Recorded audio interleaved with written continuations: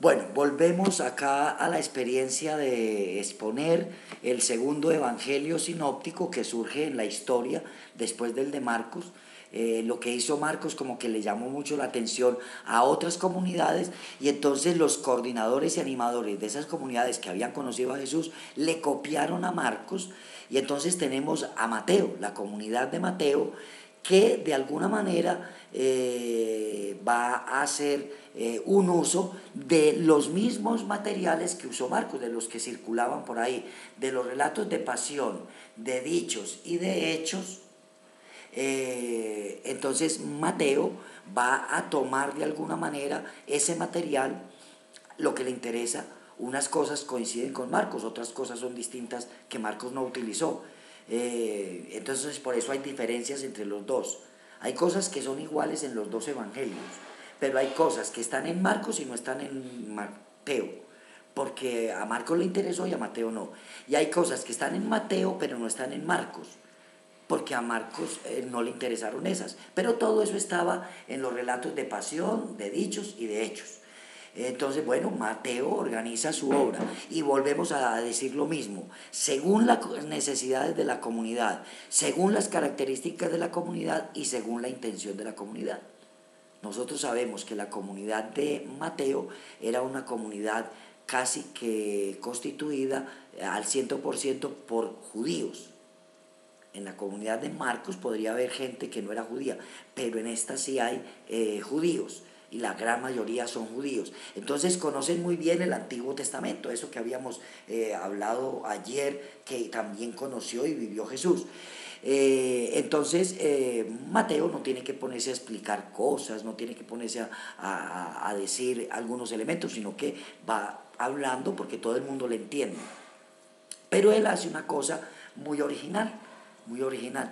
Presenta a Jesús de una manera distinta a como la había presentado Marcos. Marcos, dijimos ahora, lo presentó como el Mesías, hijo de Dios. Mateo no. Mateo, como sabe que a los judíos les impacta tanto la figura de Moisés, que es el gran legislador del pueblo judío, el que escribió la Torá, el que escribió la ley, el que era muy amigo de Dios, un profeta que casi que era insuperable. Entonces Mateo, tomando todo este material, trata de presentar a Jesús como un nuevo Moisés. Y entonces en la estructura, en el mensaje, nos muestra que lo que había empezado Moisés en el Antiguo Testamento, Jesús, el nuevo Moisés, lo realiza en esta etapa de la historia, en este momento de la historia. Y entonces por eso nos va a presentar a Jesús mucho más grande que Moisés, pero siempre comparándolo con él, en cosas muy elementales y simpáticas. Por ejemplo, se sabe o se creía que Moisés había escrito los 5 primeros libros de la Biblia, la Torá, el Pentateuco que nosotros conocemos. Génesis, Éxodo, Levítico, Números y Deuteronomio. Los 5 libros que escribió Moisés, según se creía en la época de Jesús. Pues bueno, Mateo nos va a decir que Jesús aquí va a hacer 5 grandes discursos. El Evangelio de Mateo tiene 5 discursos largos. Así como Moisés, el antiguo, escribió 5 libros, Jesús, el nuevo Moisés, hace 5 grandes discursos. El antiguo Moisés había hablado en la montaña, en el Horeb o en el Sinaí. Pues Jesús, el nuevo Moisés, va a hacer el discurso de la montaña, las bienaventuranzas en el monte. Ahora cuando estudiemos a Lucas vamos a ver una diferencia muy grande que hay entre Mateo y Lucas. Aunque los dos recogen el mismo discurso de las bienaventuranzas, lo ponen en escenarios geográficos muy distintos. Como a Mateo le interesa mostrar al antiguo Moisés en el monte, Jesús es el nuevo Moisés en el monte. Entonces esa es una de las cosas interesantes. Así como el antiguo Moisés escoge a alguien que va a continuar su obra, Josué, y los 72 ancianos que reciben el Espíritu, el nuevo Moisés también va a escoger a los seguidores que van a continuar con su obra. Los 12 discípulos, en recuerdo de las 12 tribus de Israel, y los 72 que va a enviar, en recuerdo de los 72 ancianos que recibieron el Espíritu de Moisés. Entonces, él siempre estará comparando antiguo Moisés, nuevo Moisés. Antiguo, nuevo. 5 libros, 5 discursos. En el monte Sinaí, el discurso de la montaña. Con Josué de seguidor, con los 12 apóstoles. Con los 72, con los 72 discípulos. Siempre va a estar esa comparación. Moisés al pueblo y a su continuador le va a dar unas instrucciones para que lleguen a la tierra prometida, para que se posesionen de la tierra prometida.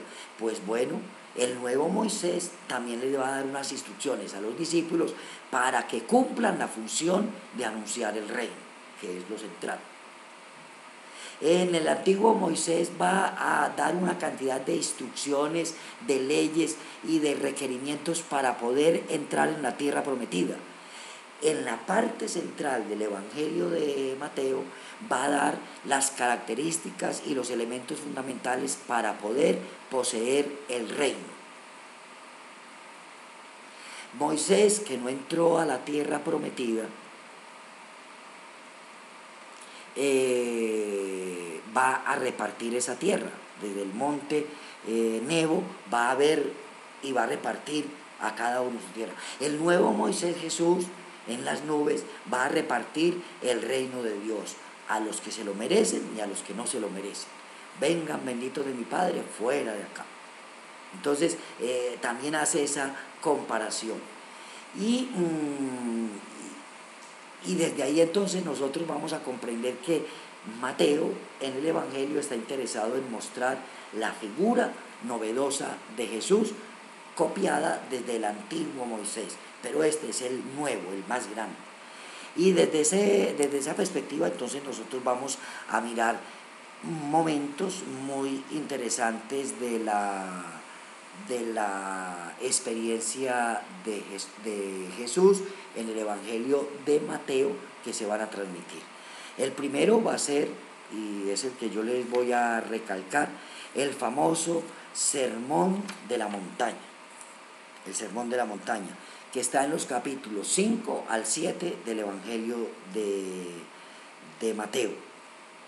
¿Qué elementos nos va a mostrar ahí de cara al punto central de la buena noticia, del reino de Dios? Que las bienaventuranzas son el camino de la felicidad. El camino de la felicidad. Mateo nos va a presentar 9 bienaventuranzas, muy en contraposición a lo que pensaban los judíos. Y esas bienaventuranzas de los pobres, los mansos, los que lloran, los que tienen hambre y sed de justicia, los misericordiosos, los puros de corazón, los pacíficos y los perseguidos del reino, nos van a mostrar cuál es el pensamiento de Jesús frente a la propuesta del reino que quiere transmitirle Mateo a su comunidad. Pero no solamente hay que ser felices por esas situaciones, hay que ser sal y luz de la tierra. Mateo 5, 14, 16. Las bienaventuranzas están en Mateo 5, del 3 al 12. Ser sal o ser luz y sal está en Mateo 5, 14, 16. Y ser sal significa que ahí, en donde está la persona, en donde se anuncia la buena noticia, hay que ponerle sabor, no podemos ser insípidos. Tenemos que tener como un toque. Recuerden que el Papa Francisco nos ha llamado precisamente a la alegría del Evangelio. Y ser luz significa que donde hay dolor, sufrimiento, oscuridad y pérdida de la esperanza, nosotros tenemos que alumbrar esas situaciones oscuras. Eso es lo que pretende. El nuevo Moisés viene a iluminarnos y viene a que nosotros iluminemos a los demás. Porque la tercera característica de esa enseñanza es que se tiene una ley absoluta, el servicio del amor. El servicio del amor. Eso está en Mateo 5, del 17 al 48. Eso nos va a ilustrar de muchas maneras la experiencia de la manera en que nos tenemos que relacionar con los otros. Eso se tiene que adornar y se tiene que vivenciar desde una cuarta característica, que es la oración. La oración que no quiere abolir la limosna, el ayuno y la oración repetitiva, pero que nos pide que nosotros tengamos una motivación distinta para hacer las cosas. Nosotros no podemos rezar para que nos vean. Claro que si rezamos nos van a ver. Entonces ese es como el sentido fundamental. Jesús quiere que en el amor no haya hipocresías. Y por eso va a hacer enseñanzas muy particulares ahí. Desde ahí vendría una quinta característica, que es la opción fundamental. La opción fundamental es Dios, no el dinero. La opción fundamental es como estar alertas para que Dios siempre esté en nosotros. La opción fundamental es sentir a Dios caminando con nosotros. Y así como el antiguo Moisés veía cara a cara a Dios, como se habla entre amigos, el nuevo Moisés nos lo presenta caminando con nosotros. Y eso va a necesitar, como sexta característica, unas actitudes discipulares. Y las actitudes discipulares van a estar resumidas en una gran frase: lo que ustedes quieran que hagan con ustedes, háganlo ustedes con los demás. Ahí está resumida toda la ley y los profetas. Todo lo que nosotros deseamos de los demás, pues hagámoslo con los demás. Necesitamos comprometernos desde esa perspectiva y desde esa enseñanza. Y finalmente todo eso requiere una construcción sobre cimientos muy sólidos. Mateo 7, 24, 27. Ese es como el final del Sermón de la Montaña. Nos da un consejo final: construir nuestra casa, construir nuestra comunidad, nuestra personalidad incluso, sobre cimientos bien sólidos. Eso tendría que ir en contraposición a cosas muy humanas, muy de nosotros. Buscar el poder, buscar la felicitación, buscar el prestigio, estar sin cimientos. Hay que construir con mucha fuerza, nos pide el Evangelio. Y Jesús nos está enseñando que hay que construir sobre la roca. Y después de darnos estos 7 consejos, Jesús baja del monte y en el Evangelio nos van a mostrar que eso que predicó lo va a poner en práctica. Y lo va a poner en práctica, como lo veremos ahora en el trabajo, o mañana en el trabajo final del reino, en el que haremos una serie de trabajos de equipo para presentar después en una plenaria. De estos 7 elementos del Evangelio de Mateo, nosotros tendríamos que aprender bastantes cosas. Para algunos será muy importante lo del fundamento sólido, para otros lo de ser luz y sal de la tierra, para otros el servicio del amor, para otros la presencia y la centralidad de Dios, para otros será la actitud del discípulo, hacer el bien, o para otros es buscar la felicidad. Nosotros tendríamos que definir y buscar cuál es de esos 7 criterios, cuál es el principal para nosotros. Y ese podría ser un pequeño trabajo de equipo o de grupos que hiciéramos ahora en nuestro trabajo. Y finalmente viene el Evangelio de Lucas, que el Evangelio de Lucas va de alguna manera a complementar lo que ya ha trabajado el Evangelio de Mateo y lo que empezó trabajando el Evangelio de Marcos. Lucas, que no es discípulo, que no es judío siquiera, que conoció la predicación, él le contaron, él oyó, se mete en esa comunidad de seguidores y seguidoras de Jesús, y desde ahí empieza él a hacer un trabajo muy interesante. Primero acompaña a Pablo durante un buen periodo, y después él, o porque faltó Pablo, no sabemos, o porque se independizó de Pablo, va a otros sitios a anunciar la buena noticia, a sus comunidades, o a las comunidades que había visitado con Pablo. Y entonces, cuando está allá, de pronto oye la noticia de lo que había hecho Marcos, de pronto oye la noticia de lo que había hecho Mateo, y entonces él dice, según las necesidades de mi comunidad, según las características de mi comunidad, yo voy a escribir un libro. Y es el libro más sistemático y más organizado que tenemos, porque Lucas, que es un poco más educado que Mateo y más educado que Marcos, pues al menos sabe más, ha estudiado más, tiene profesión la medicina, es recorrido, es de cultura griega, lo formaron bien. Él, que tiene esas capacidades y esas cualidades, utilizando el mismo material de los relatos de pasión, de los relatos de dichos y de los relatos de hechos, va a construir una obra más sistemática. Es muy bonito leerse el prólogo que tiene el Evangelio de Lucas, porque nos va a decir los criterios con los que hace el Evangelio. Nos dice cómo averigua los datos para ese Evangelio, y nos dice que recoge lo de los ministros de la palabra, de lo que dijeron los otros. Y nos dice para qué. Voy a leer esa introducción porque me parece muy rica y muy ilustrativa para nosotros y nosotras. Dice así: ya que muchos emprendieron la tarea de relatar los sucesos que nos han acontecido, está hablando de Marcos y de Mateo, que son los que empezaron a hacer eso, tal como nos lo transmitieron los primeros testigos presenciales y servidores de la palabra. Está hablando de toda la tradición oral del Evangelio, de los que la contaban, que los llama servidores de la palabra. Acordémonos de Claret, que nosotros por definición somos oyentes y servidores de la palabra, entonces tenemos que hacer bastantes cosas.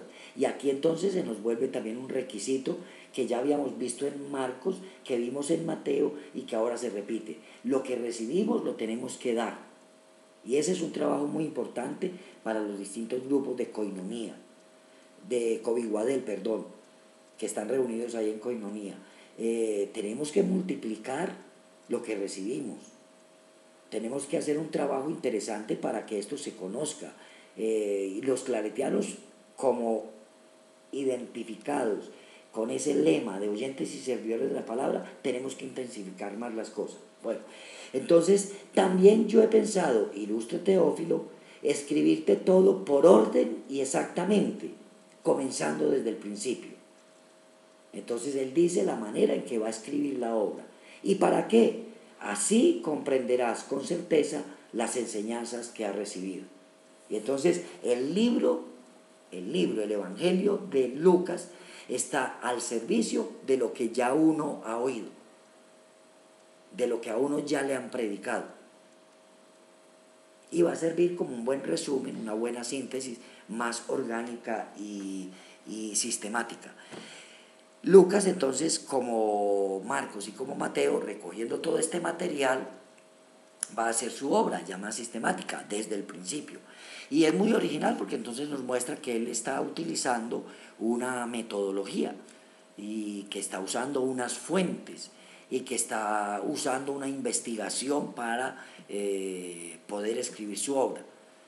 Por eso vuelve a haber muchas coincidencias entre el Evangelio de Marcos, entre el Evangelio de Mateo y el Evangelio de Lucas. Hay cosas que de los relatos de pasión, dichos y hechos, los tres toman. Pero hay cosas de Marcos que no había tomado Mateo, que las toma Lucas. Entonces hay cosas comunes entre Marcos y Lucas.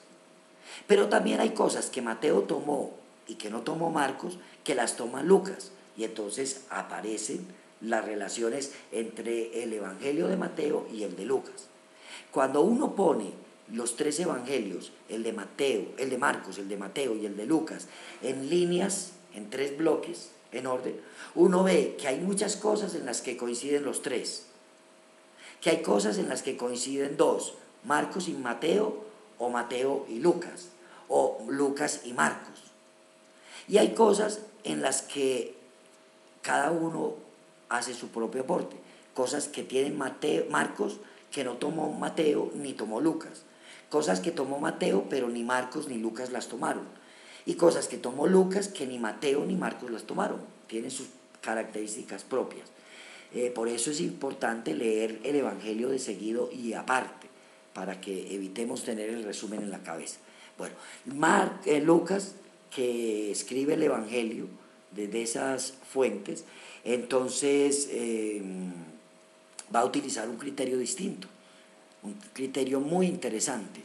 El Evangelio de Lucas empieza en la ciudad de Jerusalén, cuando el ángel se le manifiesta a Zacarías para anunciarle que va a nacer su hijo, que será el gran profeta Juan el Bautista. Entonces el Evangelio empieza en Jerusalén, pero inmediatamente se transporta a otra región, a la región periférica de afuera de Judea, en Galilea, concretamente en Nazaret, una ciudad que nadie conocía. Es la primera vez que se va a mencionar en la historia. Y entonces aparece allá. Y toda la vida de Jesús va a transcurrir ahí en Nazaret. Él va a relatar cómo van a Jerusalén, se devuelven. Atención, Lucas no nos cuenta que Jesús se va para Egipto, eso lo cuenta es Mateo. Lucas dice que Jesús nació y creció en Nazaret y que allá crecía en edad, en estatura y en dignidad delante de Dios y delante de los hombres. Pero un día Jesús decide empezar un camino desde Nazaret hasta Cafarnaúm. Y estando ahí en Cafarnaúm, él empieza a hacer una caminada, unos viajes por todas las ciudades del lago, incluso hasta por fuera del lago. Y un día decide que va a ir a hacer un camino desde Cafarnaúm hasta Jerusalén. Y va a morir en Jerusalén. El Evangelio de Lucas también termina en Jerusalén. Empezó en Jerusalén y termina en Jerusalén. Lucas, utilizando el material de la tradición oral que ya habían utilizado Marcos y Mateo, lo va a utilizar de una manera distinta. Por ejemplo, lo que les decía cuando explicaba a Mateo, que el mismo discurso de las bienaventuranzas, Lucas lo va a usar distinto. Lucas no va a decir 9 bienaventuranzas, Lucas no va a decir sino 4, pero las va a agregar con 4 malaventuranzas. Si nosotros leemos el discurso vamos a descubrir que dice bienaventurados, bienaventurados, bienaventurados, bienaventurados, y dice quiénes son bienaventurados, y después va a decir ay de ustedes, ay de ustedes, ay de ustedes, ay de ustedes.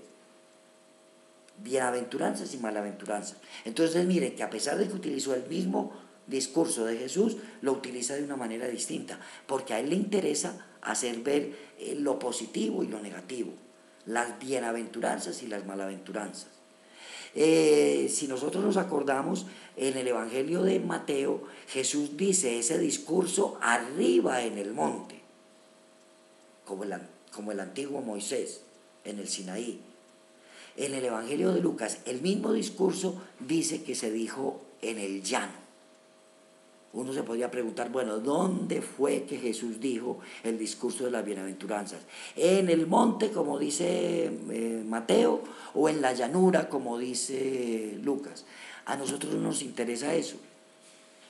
Nos interesa que haya dicho las bienaventuranzas, que las haya utilizado de una manera original Lucas con las malaventuranzas, pero no nos interesa si fue en la montaña o en el llano, porque a Lucas le interesa hacer ver que Jesús está al mismo nivel de nosotros, está bajitico, y por eso lo pone en el llano. En cambio, a Mateo le interesa mostrar a Jesús allá en el monte, por eso lo pone predicando en el monte. Son criterios, usan el mismo material con distinta formulación, pero de acuerdo a la característica de la comunidad, a las necesidades de la comunidad y a su propia intención. Entonces retomamos.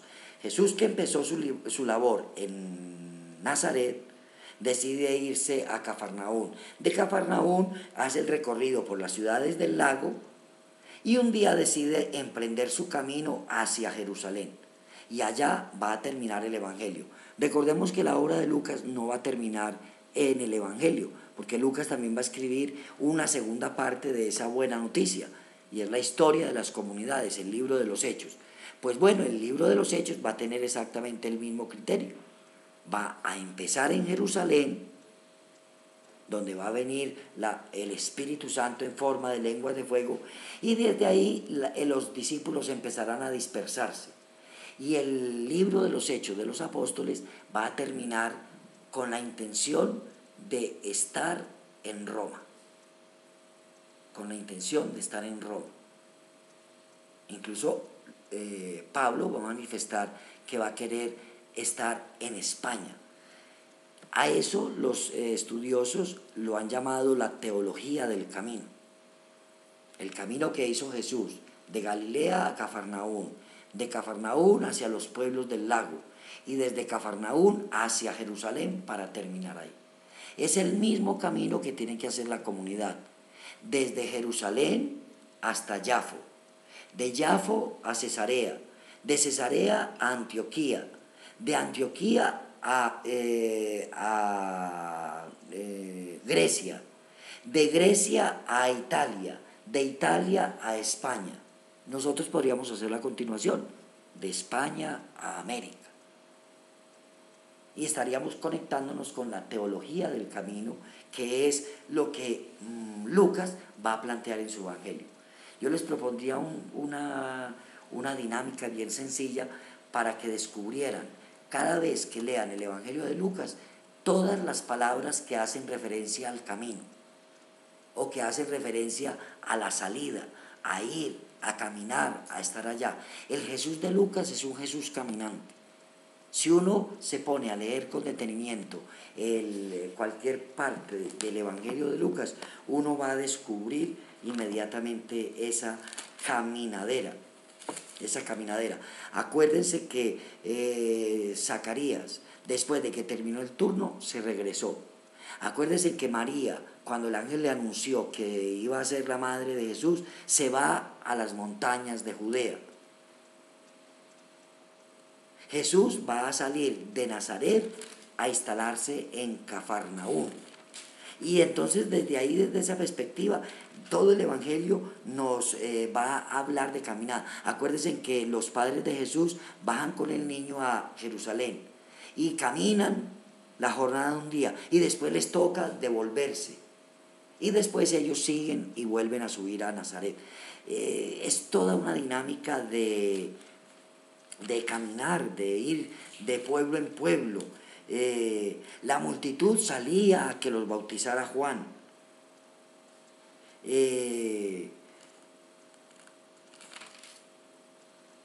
Jesús, lleno del Espíritu Santo, se aleja, eso implica caminar hacia el desierto, después él regresa y baja a Cafarnaún, o sea que hay que caminar, ciudad de Galilea, y los sábados enseñaba. Y después dice que hay que ir a otras partes. Por la mañana salió y se dirigió a un lugar despoblado. El Evangelio todo el tiempo está caminando, está yendo de un lugar para otro. Pero él se retiraba a lugares solitarios a orar. Un sábado, cuando atravesaba unos campos de trigo, iba caminando. Otro sábado entró a la sinagoga, o sea que caminó hasta la sinagoga. Levántate y pon en medio en pie. Son acciones que siempre está diciendo. Por aquel tiempo subió a una montaña a orar. Jesús está constantemente caminando en este evangelio. Por eso lo llaman el evangelio de la teología del camino. Tendríamos que preguntarnos, nosotros, los cristianos y cristianas, ¿Qué tan caminantes somos? ¿Qué actitud tenemos frente al camino, frente a la caminada, frente a la experiencia de Jesús de Nazaret, que nos invita a estar continuamente caminando?